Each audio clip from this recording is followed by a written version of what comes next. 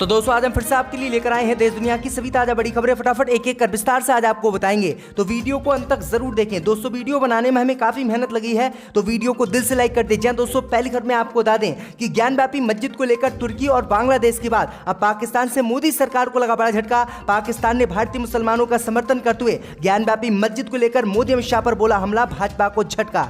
वहीं आपको बताएंगे दोस्तों की बीजेपी प्रवक्ता सुधांशु त्रिवेदी ने किया दावा 2014 से पहले भारत था मुस्लिम राष्ट्र, 2014 के बाद हुआ है हिंदू राष्ट्र। वहीं आपको बताएंगे दोस्तों की उत्तर प्रदेश में सरकार बनवाने वाली मायावती को भाजपा ने दिया बड़ा झटका। अब बीजेपी ने मायावती से दिल्ली का सरकारी घर खाली करने का दिया आदेश। अब बुरी तरह से बीजेपी के चंगुल में फंसी मायावती।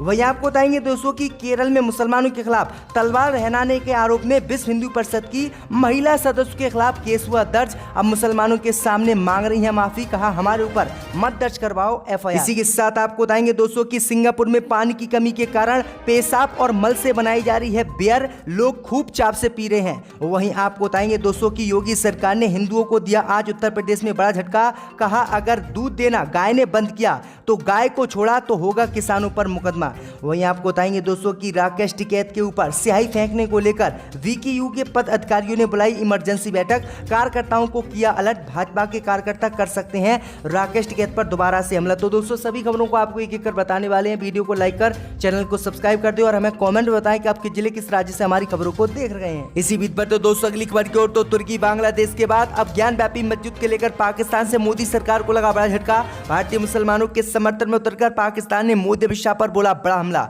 जय दोस्तों आपको बता दें कि तुर्की और बांग्लादेश के बाद अब मुस्लिम देश पाकिस्तान ने ज्ञानव्यापी मस्जिद को लेकर मोदी सरकार पर बड़ा हमला बोला है, जिसके बाद भाजपा की मुश्किलें बढ़ गई हैं। दरअसल आपको बता दें कि भारतीय मुसलमानों का समर्थन करते हुए पाकिस्तान ने मोदी अमित शाह की पोल खोल दी है और पाकिस्तान ने मोदी अमित शाह और बीजेपी सरकार को मुस्लिम विरोधी बताया है और कहा है कि भारत में बीजेपी इस्लाम धर्म को खत्म करना चाहती है। मैं आपको बता दें कि ज्ञानव्यापी मस्जिद को लेकर पाकिस्तान ने कहा है कि भारत की निचली अदालतों ने इस तरह के विवादों को बढ़ाने का काम किया है। आगे जो है पाकिस्तान ने कहा है कि बाबरी मस्जिद को तोड़ने के लिए भी लोगों को जिला अदालत के फैसले ने ही उकसाया था। अयोध्या के विवाद की सुनवाई करने वाले जस्टिस एसयू खान के एक बयान का हवाला देते हुए पाकिस्तान ने कहा है कि 1986 में उत्तर प्रदेश की एक जिला अदालत के एक आदेश का ही परिणाम था, जिसने 5 सालों बाद हिंदुत्व कार्यकर्ताओं को अयोध्या में बाबरी मस्जिद तोड़ने के लिए उकसाया था। आगे पाकिस्तान ने कहा है कि ऐसा ही मामला अब जिला अदालत ज्ञानव्यापी मस्जिद को लेकर भी कर रही है और ज्ञानव्यापी मस्जिद को भी जिला अदालत ऐसे ही आदेश जारी कर करके तोड़वाना चाहती हैं और उसके बाद फिर से इस पर मंदिर बनाना चाहती हैं, जो कि बहुत गलत है। अगर ऐसा होता है तो हम अमेरिका जाएंगे, यूएन जाएंगे और इस मामले को उठाएंगे। तो ये बड़ी अपडेट आ रही दोस्तों, बड़ा हमला पाकिस्तान ने मोदी सरकार पर बोला है। इसी बीच पर तो दोस्तों अगली खबर की ओर, तो मायावती से नाराज हुई बीजेपी। मायावती से सरकारी बंगला खाली करने के लिए बीजेपी ने आदेश किया जारी। जी दोस्तों आपको बता दें ये बड़ी खबर सामने निकल कर आई दोस्तों कि उत्तर प्रदेश में मौन धारण करके बीजेपी की सरकार बनवाने वाली मायावती को बड़ा झटका आज बीजेपी ने ही दिया है। दरअसल आपको बता दें कि दिल्ली में मायावती का जो सरकारी बंगला है उसे खाली करने का मोदी सरकार ने नोटिस दिया है और दिया है 1 हफ्ते का समय कि मायावती 1 हफ्ते के अंदर अंदर जो है सरकारी बंगला दिल्ली में अपना खाली कर दे। दरअसल आपको बता दें कि ये बंगला मोदी सरकार इसलिए खाली करवा रही है क्योंकि ना तो मायावती किसी विधानसभा की सदस्य हैं, ना ही वो विधायक हैं और ना ही विधान परिषद की सदस्य हैं, इसलिए वो कुछ भी नहीं है इस समय पूरे देश में। तो इसलिए ही उनसे ये बंगला सरकारी खाली कराया जा रहा है क्योंकि अब वह आम नागरिक है। दरअसल आपको बता दें कि जब मायावती मुख्यमंत्री थी और उसके बाद विधायक थी और विधान परिषद की सदस्य थी, तब उन्हें ये बंगला दिल्ली में सरकारी दिया गया था। लेकिन अब मायावती कुछ भी नहीं है, तो अब मोदी सरकार ने उनसे बंगला छीनने का ऐलान कर दिया। तो ये बड़ी अपडेट आई दोस्तों, मायावती को ये बड़ा झटका दिया है। इसी बीच पर तो दोस्तों अगली खबर की ओर, तो इंडिया टीवी पे बीजेपी प्रवक्ता सुधांशु त्रिवेदी ने किया दावा 2000 पहले से भारत था मुस्लिम राष्ट्र, 2014 के बाद हुआ है हिंदू राष्ट्र। जी दोस्तों आपको बता दें कि इंडिया टीवी के महासम्मेलन के मंच पर भारतीय जनता पार्टी के नेता और राज्यसभा सांसद सुधांशु त्रिवेदी और कांग्रेस के वरिष्ठ नेता सलमान खुर्शीद के बीच इंडिया टीवी संवाद महासम्मेलन के मंच पर कई मुद्दों पर गहन बहस हुई।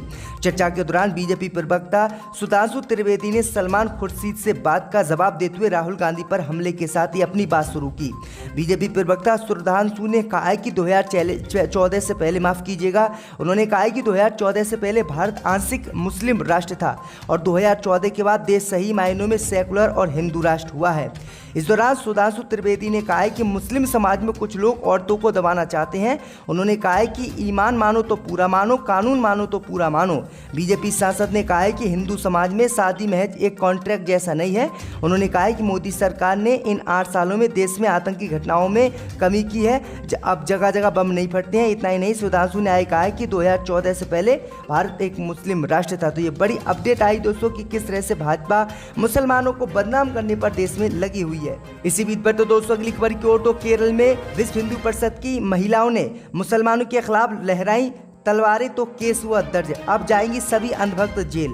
दोस्तों आपको बता दें कि केरल की राजधानी तिरुवनंतपुरम में एक रैली के दौरान तलवार लहराने के आरोप में विश्व हिंदू परिषद की 4 महिला सदस्यों पर पुलिस ने कार्रवाई की है। चारों के खिलाफ केरल पुलिस ने विश्व हिंदू परिषद की महिला विंग दुर्गा वाहिनी के सदस्यों के विरुद्ध ये कार्रवाई की है। राजधानी तिरुवनंतपुरम के इलाके में एरियन कोर्ट पुलिस थाने में ये दुर्गा वाहिनी के सदस्यों के विरोध में मामला दर्ज किया गया है। पुलिस के अनुसार रविवार को रैली के दौरान राज्य की राजधानी में विश्व हिंदू परिषद की महिला विंग दुर्गा वाहिनी की एक रैली के आयोजकों के खिलाफ विरोध प्रदर्शन किया गया था, जिसमें दुर्गा वाहिनी की 4 सदस्यों ने कथित रूप से तलवार लहराते हुए देखा गया था।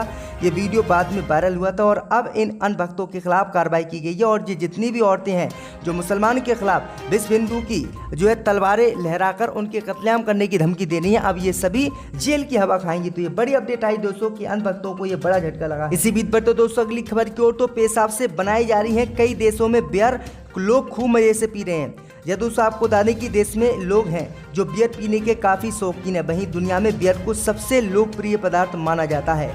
इसे बनाने के लिए पानी की बहुत अधिक मात्रा की ज़रूरत होती है, इसलिए पानी की कमी से जूझ रहे सिंगापुर में एक शराब की भट्टी ने जो है बियर लॉन्च की है। और ये बियर ऐसी वैसी नहीं है, बल्कि ये लोगों के मुँह से बनाई जा रही है। लोगों के मुँह से बनाए जाने के बावजूद भी लोग इस बियर को खूब चाप से पी रहे हैं और सभी लोगों को पता है कि ये पेशाब से और मल से बन रही है, जिसके बाद भी लोग इसे खूब पी रहे हैं। तो ये बड़ी अपडेट आई दोस्तों कि सिंगापुर में मूत्र और मल से व्यक्तियों के जो है बियर बनाई जा रही है, और लेकिन फिर भी लोग इस बियर को खूब चाप से पी रहे हैं। आपकी क्या राय है, हमें कमेंट में जरूर बताएं। इसी बीच पर तो दोस्तों अगली खबर की ओर, तो योगी सरकार ने आदेश किया जारी, अगर दूध देना बंद करने पर गाय छुड़ा तो होगा किसान पर मुकदमा। दोस्तों आपको बता दें कि उत्तर प्रदेश में लावारिस पशुओं पर लगाम लगाने को लेकर मुख्यमंत्री योगी आदित्यनाथ ने बड़ा कदम उठाया है। योगी सरकार ने उन लोगों के खिलाफ मुकदमा दर्ज करने के लिए कहा है जो दूध देना बंद करने पर गायों को लावारिस छोड़ देते हैं। सीएम योगी ने सोमवार को कहा है कि पशु क्रूरता रोकथाम अधिनियम के तहत ऐसे किसानों पर एफआईआर दर्ज की जाएगी। उत्तर प्रदेश के पशुपालन मंत्री धर्मपाल सिंह ने कहा है कि कसाई किसान के बीच अंतर है, हम किसानों का ध्यान रखेंगे लेकिन कसाईयों का नहीं। जिन किसानों ने अपने पशुओं को लावारिस छोड़ा है उनके खिलाफ पशु क्रूरता रोकथाम अधिनियम के तहत मुकदमा दर्ज किया जाएगा। समाजवादी पार्टी के विधायक अवधेश प्रसाद की ओर से विधानसभा में प्रश्नकाल के दौरान पूछे गए सवाल में ये मंत्री ने जवाब दिया है। बड़ी अपडेट आई दोस्तों कि अब उत्तर प्रदेश में कोई भी व्यक्ति अगर गाय को दूध जो है नहीं देने के बाद छोड़ता है जंगल में, तो उस पर मुकदमा दर्ज किया जाएगा और कार्रवाई की जाएगी। तो ये बड़ी अपडेट आई। इसी बीच पर तो दोस्तों अगली खबर की ओर, तो राकेश टिकैत पर सिहाई फेंकने को लेकर वीकेयू के पदाधिकारियों ने बुलाई इमरजेंसी बैठक, कार्यकर्ताओं को किया अलर्ट। दोस्तों आपको बता दें कि कर्नाटक की राजधानी बेंगलुरु में सोमवार को किसान नेता राकेश टिकैत के ऊपर सिहाई फेंके जाने को लेकर भाकियू में रोष है। बता दें कि प्रेस वार्ता के दौरान धक्का मुक्की के बाद इस घटना को अंजाम दिया गया। इसके बाद राकेश टिकैत के समर्थकों ने आरोपी को पकड़कर उसकी पिटाई भी कर दी। इस घटना के बाद कार्यक्रम में जमकर एक दूसरे के ऊपर कुर्सियां फेंकी गई। वही घटना के बाद 3 लोगों को हिरासत में लिया गया है। उधर मामले की खबर लगते ही भाकियू कार्यकर्ताओं में रोष फैल गया है और राकेश टिकैत ने सरकार पर आरोप लगाते हुए कहा है कि स्थानीय पुलिस की ओर से यहाँ कोई सुरक्षा मुहैया नहीं कराई गई, यही सरकार की मिलीभगत है। वही आपको बता दें कि स्थानीय मीडिया ने बताया है कि राकेश टिकैत की जैसे ही स्याही फेंकी गई उसके बाद जो है संयुक्त किसान मोर्चा के पदाधिकारियों ने इमरजेंसी बैठक बुलाई है और सभी कार्यकर्ताओं को अलर्ट पर रखा है कि कभी भी किसान नेताओं पर हमला बीजेपी के कार्यकर्ता कर सकते हैं। तो ये बड़ी अपडेट आ रही दोस्तों। इसी बीच पर तो दोस्तों अगली खबर की ओर, तो सिद्धू मूसेवाला की हत्या में नया मोड़, पिता ने किए चौंकाने वाले खुलासे। दोस्तों आपको बता दें कि बीते रविवार को सिद्धू मूसेवाला की हत्या कर दी गई और अब सवाल उठ रहा है कि क्या फिरौती की रकम ना देने की वजह से उनकी हत्या हुई है। जी दरअसल सिंगर मूसेवाला के पिता के बयान से हत्याकांड का ये मामला नया मोड़ लेता दिख रहा है। हाल ही में उन्होंने एक ऐसा बयान दिया है जो चर्चाओं में है। जी दरअसल सिद्धू मूसेवाला के मर्डर के बाद जो एफआईआर लिखी गई है उनमें उनके पिता का बयान है कि सिद्धू मूसेवाला के पिता बलकौर सिंह ने बताया है कि उनके बेटे को गैंगस्टर लॉरेंस बिश्नोई की गैंग की तरफ से धमकियां मिल रही थी और फिरौती मांगी जा रही थी। केवल यही नहीं बल्कि पिता के मुताबिक सिद्धू मूसेवाला को कई बार फिरौती के लिए धमकी भरे फोन आए थे। उन्होंने बताया कि धमकियों की वजह से परिवार ने बुलेट प्रूफ फर्नीचर कार भी खरीदी हुई थी, लेकिन रविवार को उनका बेटा घर से अपने दोस्तों के साथ थार कार से कहीं निकला था। पिता ने बताया कि बुलेट प्रूफ कार और गनमैन दोनों को ही सिद्धू घर पर छोड़ गए थे। मैं उनके पीछे पीछे सरकारी गनमैन को लेकर दूसरी गाड़ी से गया था। रास्ते में मैंने एक कोरोला गाड़ी को मेरे बेटे की थार के पीछे करते हुए देखा। उसमें 4 लोग सवार थे और उन 4 ही लोगों ने मेरे बेटे पर फायरिंग की और जिसकी हत्या हो गई थी। बड़ी अपडेट आ रही, पिता ने यह बड़ा खुलासा किया।